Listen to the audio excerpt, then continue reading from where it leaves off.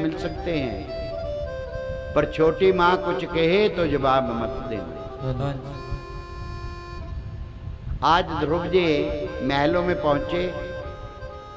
उस समय राजा उत्तानपाद अपनी छोटी रानी के साथ सिंहासन पे विराजमान थे। गोद में उत्तम कुमार को लिया था। ध्रुव जी के मन में भी भावना जागी कि मैं अपने पिता की गोद में बैठूं जी। जैसे ही पिता के पास पहुंचे, गोद में बैठने लगे, तो छोटी रानी ने उसे हाथ से पकड़ करके सिंहासन के नीचे फेंका और कहा कि अगर आपने अपने पिता की गोद में बैठना है तो जाओ, पहले भगवान का भजन करो, उनसे वरदान मांगो, फिर मेरे गर्भ में आना, जन्म लेना, फिर आप यहाँ के अधिकारी होंगे।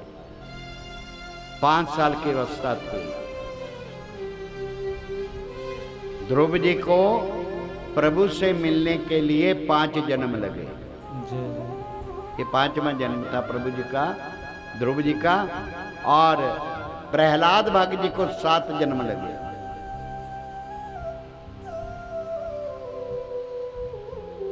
प्रभु से मिलने के लिए। प्रेमियों, अब ध्रुव जी रोते रोते माँ के पास आते हैं, सारी बात कही माँ से। तो माँ ने कहा कि बेटा, उसने सत्य कहा, आप मुझे अभागिनी के गर्भ से पैदा हुए, इसलिए आपको भगवान का भजन करना चाहिए। हम अपने बच्चों को किसी संत की शरण में ले जाएं या किसी के और के पास ले जाएं तो यही पूछते रहते हैं, वे इसके भाग्य में क्या लिखा है भाई। अगर वो संत कह दे कि भाई अपने बच्चे को संत बना दे तो माँ नहीं मानती। संत बनना बड़ा कठिन है, चढ़ना जी में खजूर, चढ़ जाए खाए अमर फल, गिर गए चकनाचूर।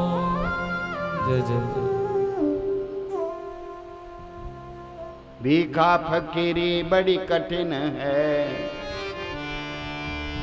इन लोकां दे पमे खेल, जो झूंगा फूके अपना, तब हो श्याम संग में। भीखा फकीरी सीखनी, जल पनिहारी सीख,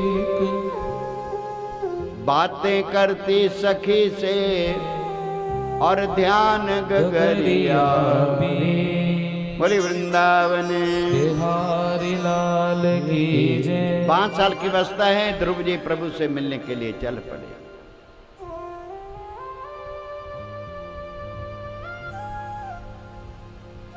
रास्ते में जा रहे थे, देव ऋषि नारद जी से मिलन हुआ। हाँ जी। देव ऋषि नारद जी कहने लगे, बेटा आप वापस मेरे साथ चलो, मैं राजा के साथ बात कर लूंगा। लेकिन ध्रुव जी को देखते थे कि इसका मन पक्का है या कच्चा है। ध्रुव जी कहने लगे कि मैं तो अपने सच्चे परपिता परमात्मा से मिलकर के आऊंगा। नारद जी ने जब ये भावना देखी तो उन्हें 12 अक्षर के मंत्र का जाप दिया कि आप इस नाम का जाप करना, भगवान तुझे प्राप्त होंगे। हरि ओम नमो भगवते वासुदेव। नारद जी अंतर्ध्यान हो जाते हैं। ध्रुव जी से नाम का जाप करते हुए मथुरा जी के नजदीक यमुना के किनारे कदम के वृक्ष के नीचे बैठ जाते हैं और पहले यमुना जी मैया में स्नान किया और उसके बाद फिर प्रभु के ध्यान में बैठ जाते हैं।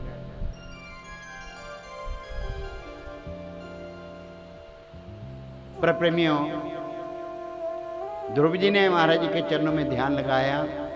पहले उन्होंने धीरे धीरे अपने आहार को घटाया, फिर पत्ते खा करके गुजारा करने लगे। उसके बाद अन्न खाना छोड़ दिया, जल के आश्रय हो गए, जल को भी त्याग दिया। फिर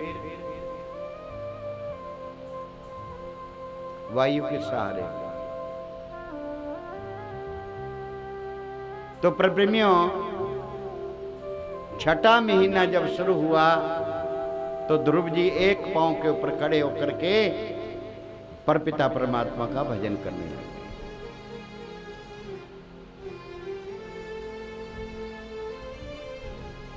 और उन्होंने फिर अपनी श्वास को भी रोक लिया।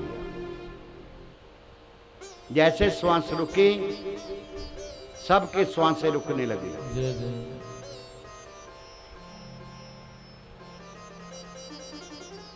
सब देवता ब्रह्मा जी की शरण में गए। ब्रह्मा जी सबको लेकर के प्रभु की शरण में गए कि प्रभु, आपके भक्त ध्रुव जी ने पवन देवता को बंधन में ले लिया, आप कृपा कीजिए। उनकी पुकार सुनकर के स्वयं भगवान विष्णु जी ध्रुव जी के पास आते हैं। देखा कि मेरे ध्यान में मगन है। महाराज जी ने जिस रूप का, सब रूप का वो ध्यान करते थे, उस ध्यान को खींच लिया। जैसे ध्रुव जी की आंख खुली, जिसका ध्यान करते थे वही भगवान सामने विराजमान। बोलिए भक्ति और भगवान की जय। चतुर्भुजी रूप में भगवान प्रकट है सामने, लेकिन ध्रुव जी बेचारे उस रूप को ही निहार रहे हैं। महाराज जी ने क्या किया, अपना शंख जो है ध्रुव जी के होठों से लगा दिया। सारे वेद याद हो गए। वो वाणी प्रभु का क्या है, गुणवाद गाने लगे। वो वाणी प्रभु जी की सिफ्त करने लगी। हे प्रभु, आप ही इस संसार में ब्रह्मा जी के रूप में सृष्टि को रचते हैं और विष्णु रूप में आप पालन करते हैं, शंकर रूप में आकर के इसका प्रलय करते हैं। आपका ही ये सब कृपा है। और निराकार से साकार रूप में आप ही आते, आप जल थल में व्यापक है। हे प्रभु, मेरे पे कृपा कीजिए। महाराज जी कहने लगे, मैं आपसे बड़ा खुश हूँ, मांगिए क्या मांगना चाहते। कहते प्रभु, आप मुझे मांगने की जरूरत नहीं है, आप मिल गए, मुझे सब कुछ मिल गया। प्रभु पूछ मुझसे मैं क्या चाहता हूँ, तुझी से तुझे मांगना चाहता। जय हो। आप ही मुझे बस चाहिए। महाराज जी कहने लगे कि आपने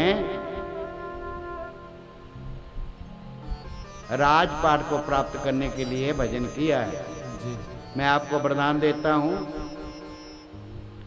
पहले आप जाकर के राज्य कीजिए। 36,000 वर्ष आपका राज होगा और उसके बाद आपके लिए मैं एक ऐसा धाम बनाऊंगा कि आपके नाम से ही होगा, ध्रुव लोक। श्री राम। और जब संसार की प्रलय हो जाएगी, उसके बाद आप मेरे परम धाम में पहुंच जाओगे।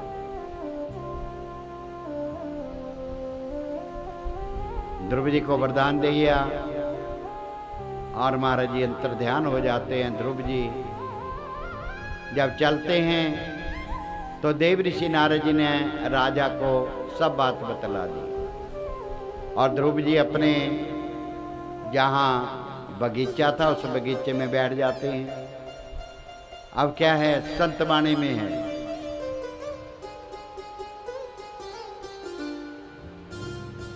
राजा ने जब सुना तो हाथी पे सवार होकर के अपनी पत्नियों के सहित वहाँ पहुँचते हैं।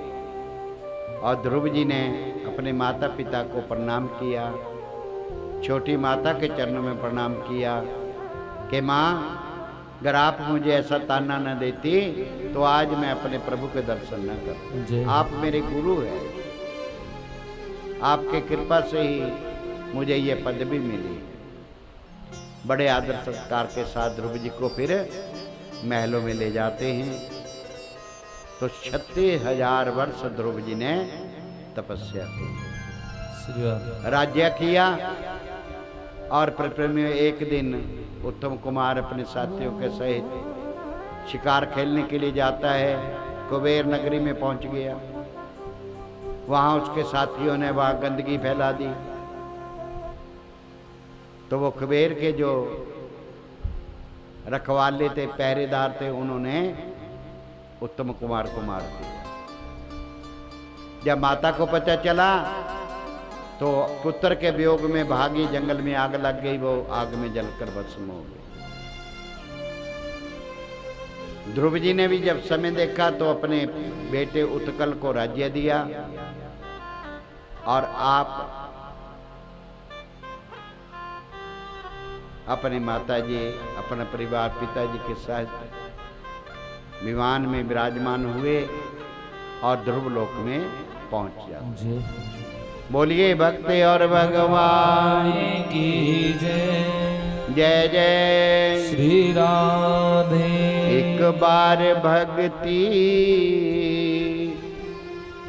परमेश्वर दी, जेड़ा सच्चे मन नाल कर जांदा।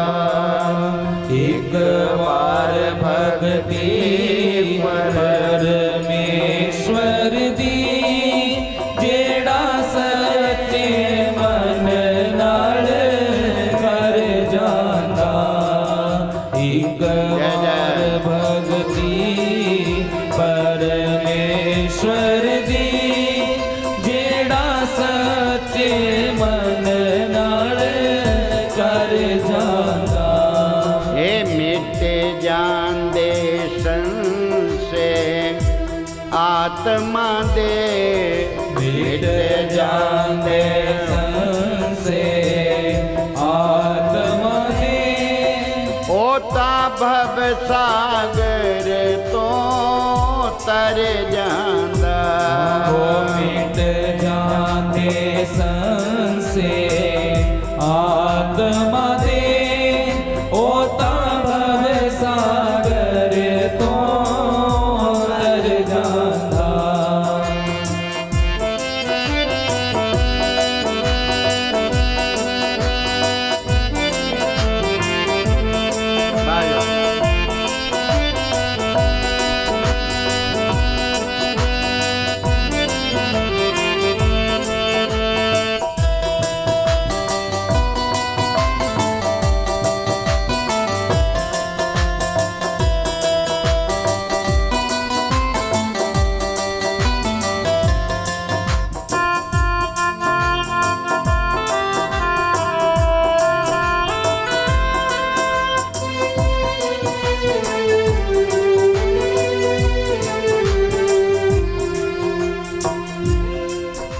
जेड़ा तन्ने वांग सोदाई है। ओ जेड़ा तन्ने वांग सोदाई है, जेड़ा तन्ने वांग सोदाई है। जीदी ध्रुव मांगो भगताई है।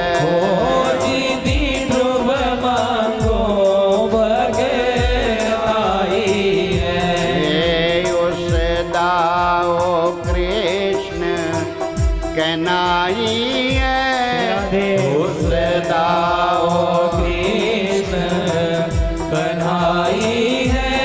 वो जेड़ा औदे नाल मर जांदा।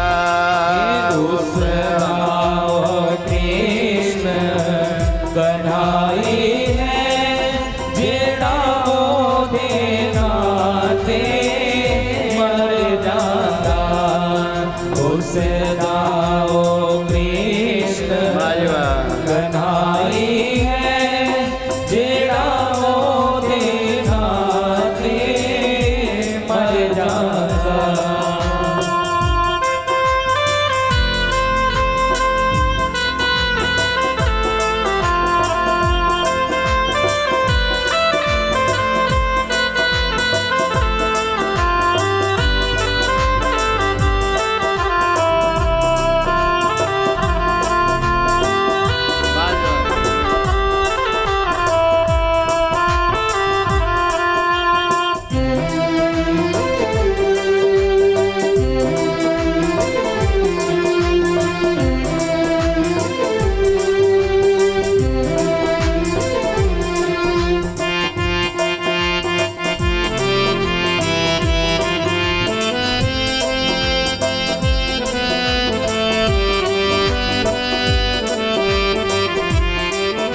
जेड़ा आया खाने पीने नू क्या आया खाने पीने दो क्या आया खाने पीने दो क्या जीना खाने पीने नू क्या जीना खाने पीने दो क्या जीना खाने पीने दो लख लाने ते उस कमीने नू लख लाण दे उस कमीने दो जेड़ा खा पी के एवें मर जांदा। लख लाणत उस कमीने